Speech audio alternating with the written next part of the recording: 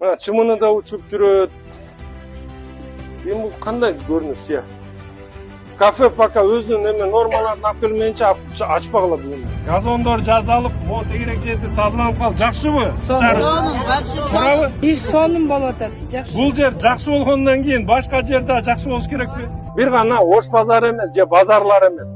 Азыр шаар боюнча биз тартипке алып келип атабыз. Биз Бишкек шаарында Орто Сай жана башка базарлардын баарын ошонун ичинде Ош базарды дагы ретке келтирип аткан иш-чаралар. Саламатсызбы?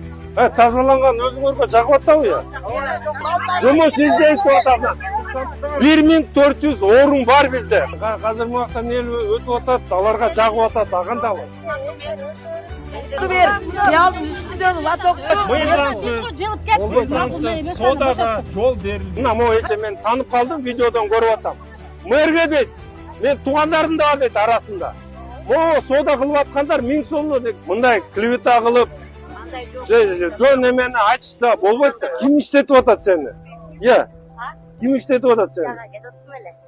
Жок, бирөө иштетип атат да, сатып атасың да. Окуйсуңбу? Ооба. Ата-энеси ким, эмнеге буяка иштетип? Муну токтоткула азыр, мага выясните срочно. Иштебеде эс алыш керек да. Каникул болуп атса.